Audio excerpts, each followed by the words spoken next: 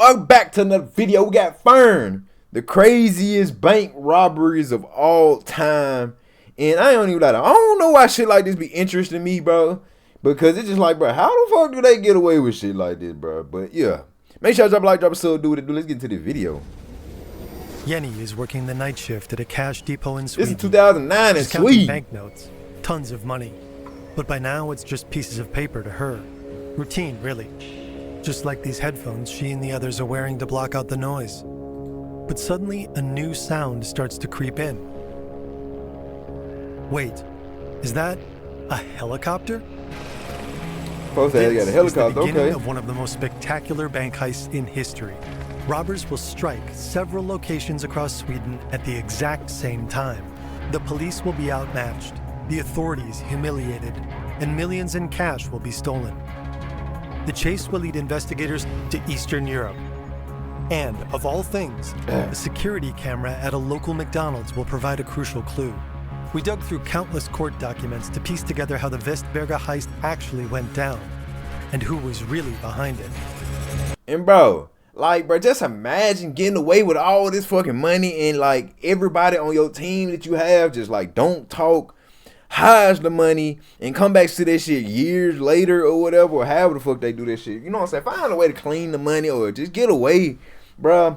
And you just like just rich as hell. Like just imagine robbing the bank for damn near everybody get 10 million a piece. Well, I don't know if a bank gonna even have that much money in the fucking thing. So I don't know about 10 million, but you know, y'all get it.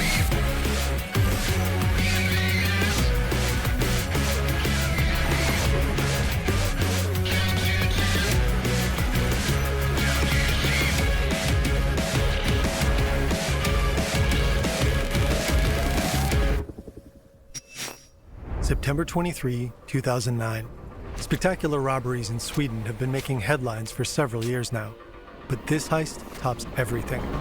How the fuck they get a helicopter though? Or did the police helicopter something? Turns its attention to the small town of Vestberga. The authorities are clueless. How much money was stolen? How many robbers were involved? And why couldn't the police stop them? According to a Swedish daily newspaper, police didn't reach the cash depot until 30 minutes after the alarm was triggered. Meanwhile, the nearest police station is only a 15-minute walk away. What happened? Official statements are vague. The security company that owns the cash depot stays quiet too. G4S is one of the largest security firms in the world. Yeah, they have some in on it too. And protect sites such as nuclear power plants in the US and even the Pentagon. Right before the end of the month, depots like this one are packed with cash. So people across Sweden can withdraw their salaries the moment the money arrives. A pretty good time to strike. So far, only one thing is clear. This is the first robbery in Sweden to use a helicopter.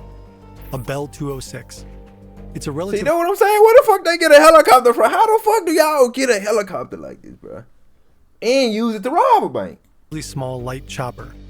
One of the best-selling models ever. It can carry 5 people, including the pilot. But it isn't built for heavy loads. A well-known Swedish criminologist speculates that the robbers could have stolen up to 1 billion kroner from the depot. Back then, about $130 million. Helicopter expert. See, look, 130 million fucking dollars. Like, oh my God. Like, bro, I'm telling you, once who are the people that's involved, they get to splitting this goddamn money, bro. I'm telling you, bro, that shit, man. Motherfucker would have down there had a spasm, orgasm, or something soon. They would have split. Soon we would have split this goddamn money. That's down there like 20 million, 25 million, whatever the fuck. On the other hand, say that carrying that much cash, it should have crashed. So how the hell did they pull this off? September 23, the early morning hours. Mittinge, a small town known for its sea views and peaceful atmosphere, is asleep. Alongside holiday homes, has a hangar housing these 2 helicopters. They belong to the Stockholm police. And this man sneaking through the bushes has his eye on them. Under each arm, he's carrying a plastic box. The man places the first box in front of the hangar. Then he moves to the back and places the second one. Then he returns to the hangar's entrance and pulls out a hatchet. He smashes the entry pad several times. Finally, he disappears back into the darkness. What the fuck, this a bomb or some shit? And they just blow the shit up or something? And then, Boom. nothing happens. The man walks to the nearest bus stop and gets rid of his gear. His part of the job is done. Now it's up to the others. Back at the depot. What the fuck Down he do? here, Jenny and her colleagues are counting cash. Up here, a Bell 206 barrels toward the building. With remarkable precision, it lands on the roof, perfectly positioned between the glass pyramid and the edge. 3 people jump out. One is carrying a submachine gun. Another runs straight toward the pyramid and swings a huge sledgehammer at the glass. Again and again. Meanwhile, his accomplice calmly unloads his gear. Explosives, climbing ropes, and mailbags. 2 ladders are attached to the helicopter's skids. The robbers detach one of them and set it down beside the chopper. After a few more swings, the glass gives way. The helicopter lifts off. The robbers enter the building.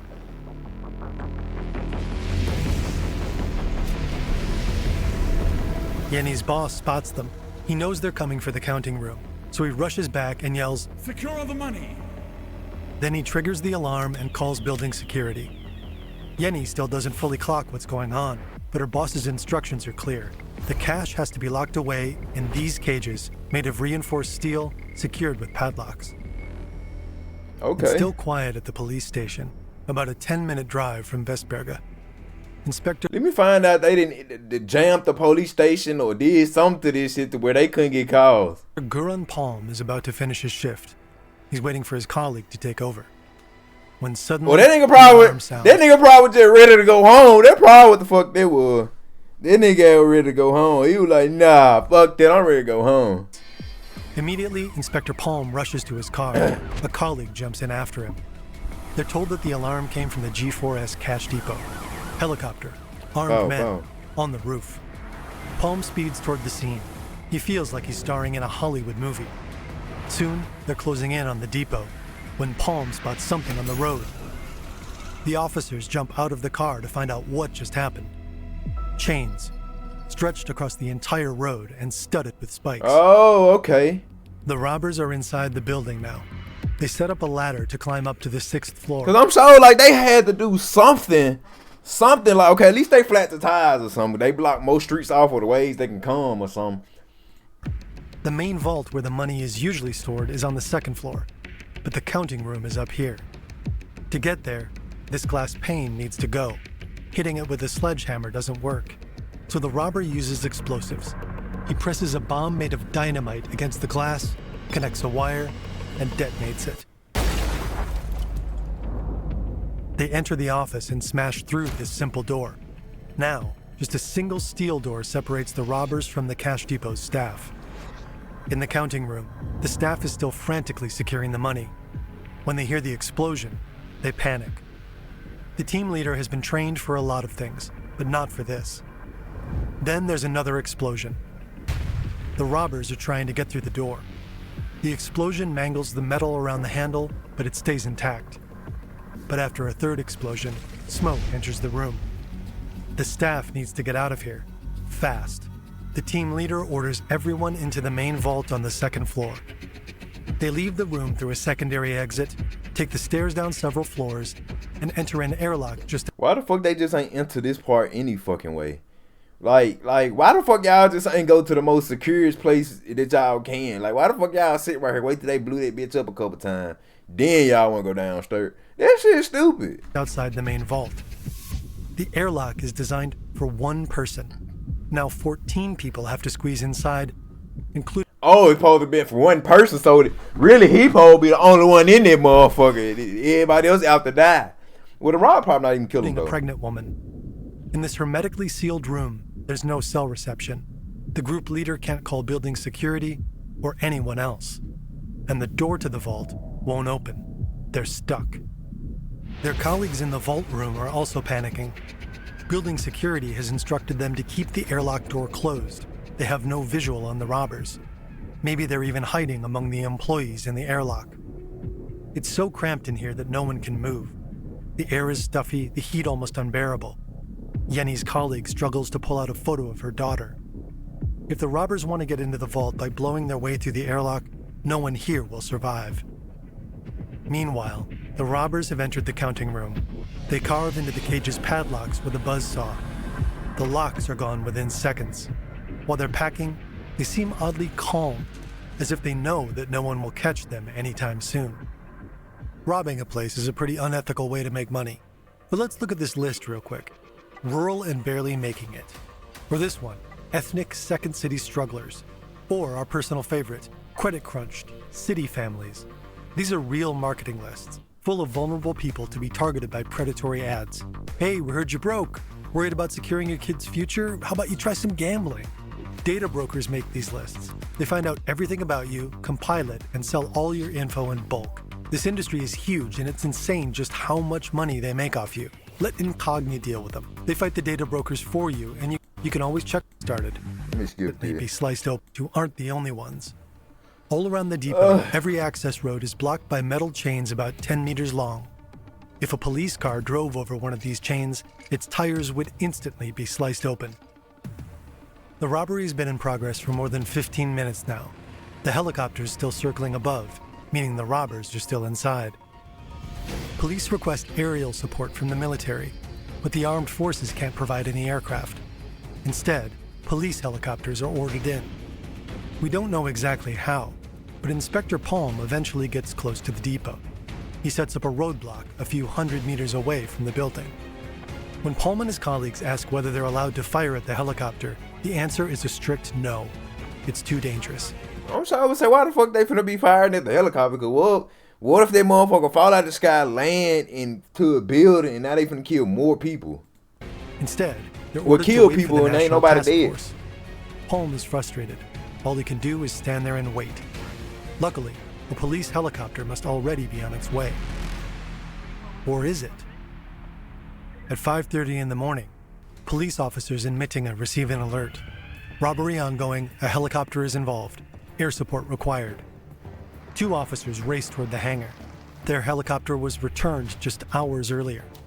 They'll have it ready in 10 minutes and be over Vestberga 15 minutes after the alarm. But at the entrance, they stop. Oh, that's where you put the bomb at. So that posed to stop the helicopter. Okay. But how the fuck do they know where the police helicopters and shit be at, though? Which is crazy to me. Is that a bomb? There's no way they can reach the helicopter. And even if they could they really risk taking off in a fuel-filled helicopter next to explosives? The 2 officers have only one option: call in the bomb squad and wait at a safe distance. So the White Bell 206 keeps circling above the cash depot, unbothered. The security team watches as the intruders reappear in the courtyard and make their way toward the roof, carrying at least 7 bags. They hoist them up. The 3 men climb the ladders. One hesitates for a moment, as if he wants to go back in to get more of the money. Then they jump into the helicopter, bags in hand.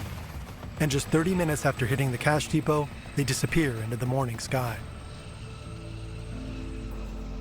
When the SWAT team enters the building, the robbers are long gone. Finally, the airlock door in the cash depot opens. The team leader, Jenny, and her colleagues are safe. I should say, don't say they did, but okay, they say. At the police hangar in Mittinga, the bomb squad is in full swing. They use a water cannon to neutralize the bombs. But there are no explosions and no smoke. As the special unit approaches, they find 2 very wet plastic boxes with lights attached. They fell for dummies. Meanwhile, about a kilometer away, firefighters are putting out a small roadside fire at a bus stop. In the ashes, they find remains of a mask, gloves, a hatchet, a canister, and a lighter. Around 6... I'm just tripping on how they posed got rid of the evidence, but all he did was just burnt the shit and still got the evidence right there. Okay. People in nearby towns spot an object in the sky. A small white helicopter flying unusually low and slow over the forests. Not a single light is on. The robbers land in a forested park. They take everything with them, leaving only a GPS device and a few cable ties behind. Investigators find the helicopter about 2 hours later. They learn it was stolen from a flight school about 70 kilometers northeast of Stockholm. Stole it from flight school. Whoa. Stockholm just after 4 a.m. A manhunt is underway this morning. As the country wakes up, the heist dominates the news. A reward of about $900,000 is offered for information on the robbers. The next day, the Swedish police still have no suspects. despite the fact that they knew about the planned helicopter heist long before it happened. A month before the heist, Swedish police receive a warning from Serbia's intelligence service. A crew of international thieves is planning to strike. Serbian police even share specifics. A helicopter is to be used. 3 robbers will carry out the job, backed by... Bro, there gotta be somebody that was on the inside of that shit and they cut him from the group or something. Cause, bro, how the fuck would they know they finna get a helicopter, they finna do this, do that? Bro, somebody snitched, bro. Like, when I say somebody had to snitch, somebody had to snitch. Cause how the fuck would they know all the details of these folk playing, bro? Like, man, hell nah, y'all ain't, y'all ain't, man. Hell no. A group of around 20 people. The chopper will land on the roof of a multi-story building. The crew will blast their way inside and in under 5 minutes grab the equivalent they of know the whole $15 plan. million. The whole thing will go down by September 16 at the latest. If not, the plan will be called off. The Swedish police put security measures in place. The public prosecutor authorizes phone surveillance of 2 suspects. As a precaution, police helicopters are moved from Ittinga to a safe location. For the planned break-in, the police identified the most likely target, the Panaxia Cash Depot in Bromma, in western Stockholm. The second most likely target, the G4S Depot in Västberga. For 4 weeks, authorities remain on high alert, reinforcing their task forces during the nights around September 16. But then, nothing happens, in Bromma or in Västberga. So the police end the special operation, and the police helicopters move back to Mittinga. That's not the only vulnerability the robbers exploit. In the early 2000s, Sweden sees a string of robberies. The companies hit hardest are the ones that run cash depots. They're looking for help, just to think about it, the robbers they self might have called the police to get them to do that and get them not to worry about it. So by the time they actually do it, they just like kind of not hip to it. You get what I'm saying? But shit, I really feel like it wasn't no point of doing it in the first place because they wouldn't know. But I don't know. Including from the government. As early as 2005, a security company urged the government to place all cash depots and similar facilities under state protection. A formal review followed and ran for 3 years, but the Ministry of Defense took no action. Because the authorities never classified these facilities as protected sites, virtually anyone can access the building's blueprints. Floor plans of the roofs and facades, staircases and windows, everything neatly documented level by level. A Swedish news outlet later asked G4S whether the company had attempted to make the Västberga building plans confidential. G4S didn't respond. But by then, it didn't matter. The money was gone, and so were the thieves. But they didn't vanish without a trace. In fact, they left quite a bit behind. The burned remains at the bus stop in Mittinga, for example. The cable ties used to secure the ladders to the helicopter. The sledgehammer that smashed the glass roof, including bloodstains. Because the heist was so meticulously planned, police believe the masterminds must have had military training. In all of Sweden, only a small circle of people could be capable of pulling off a coup like this.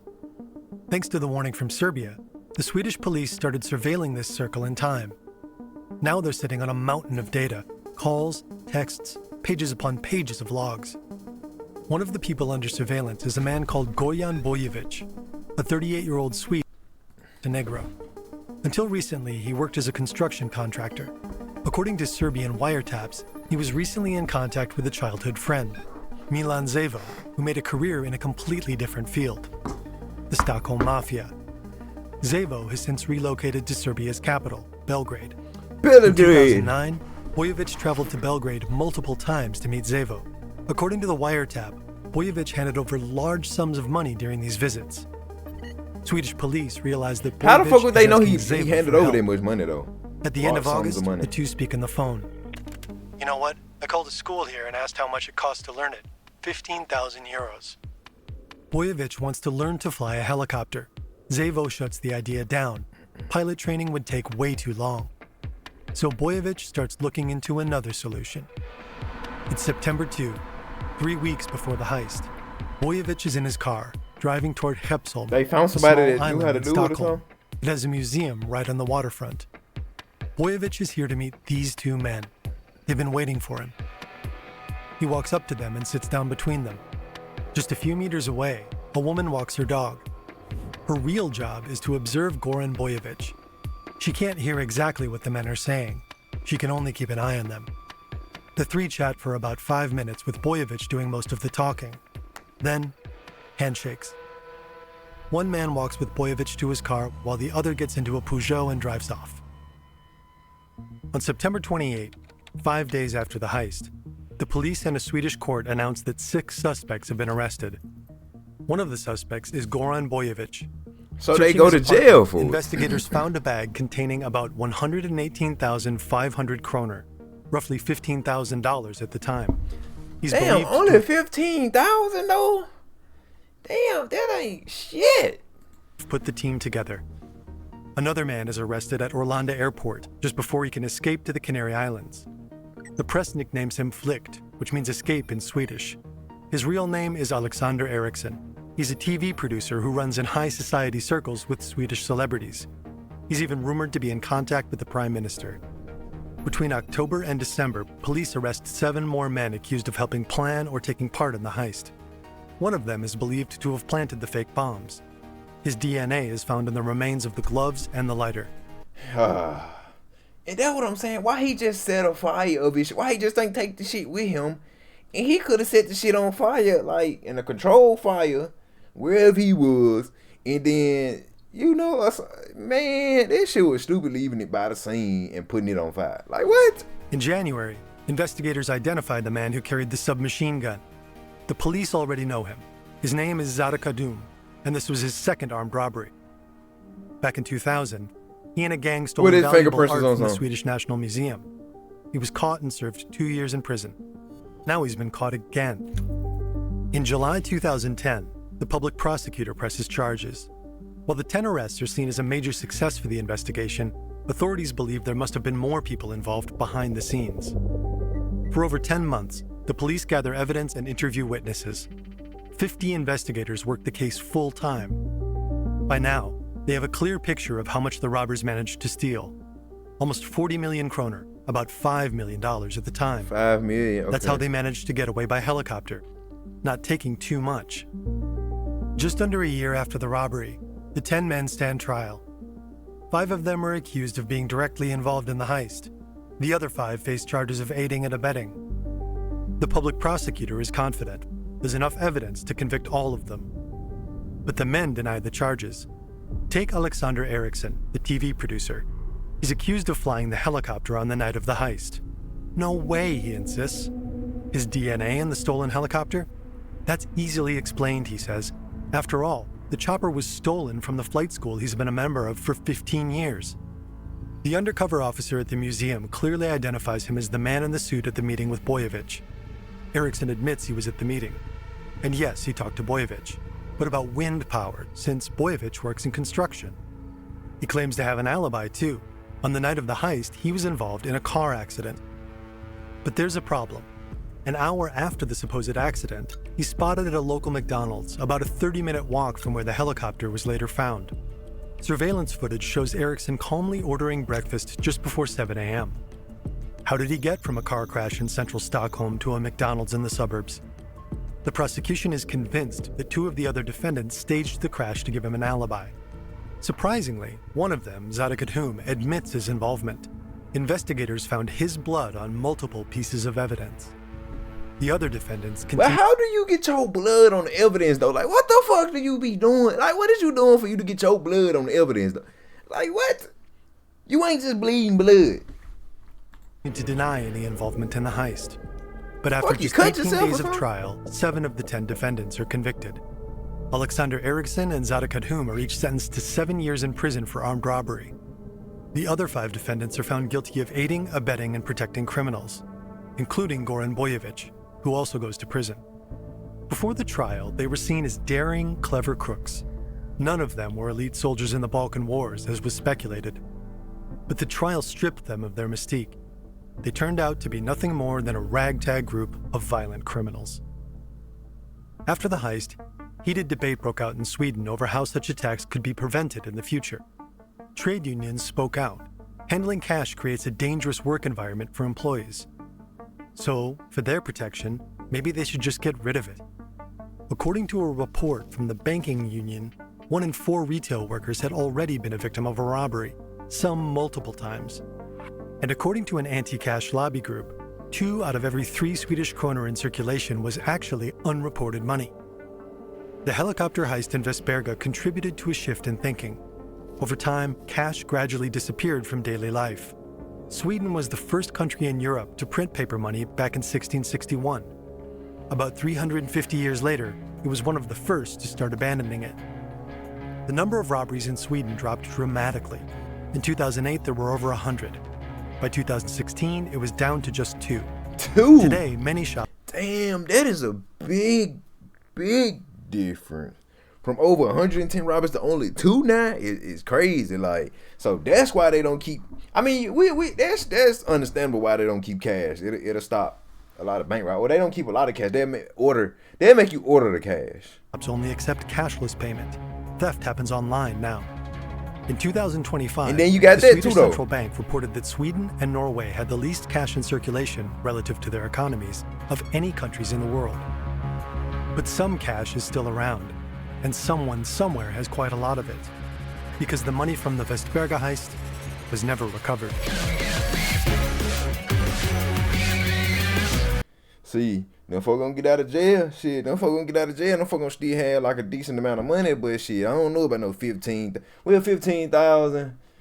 About 2016. Okay, they might be cool. Somebody might have way more than that though. Bruh, I feel like, bruh, these numbers that he was saying is just different, bro. Because, bruh, how the fuck only one person got 15? He probably really ain't did. What the fuck did they say he do? He probably really ain't do much, so that's probably why he had 15,000. Or he might have hid the other money. And only a couple on, like, what, 7 out of 10? Then it was like 20 people that was involved. I don't know. They kept giving me different numbers and shit, so I'm confused. But, they only got 7 years, so a win is a win. Ain't nobody die. Ain't nobody get hurt. Shit, they only got 7 years, so shit, that ain't bad. Shit, they coming home to some money, so I'll tell you. Hey, I feel them. I fuck with it. But I ain't really got much to say. I want to know what y'all feel about this. Make sure y'all drop a like, drop a sub, do what it do. Let me see y'all guys next video. We trying to reach a goal of 1,000 subscribers, so help me get there on this channel. So do it right now. Subscribe it up, like it. Yeah. We get in the algorithm though this year. We grinding all this year though, for sure. But see y'all guys next video though, but for sure.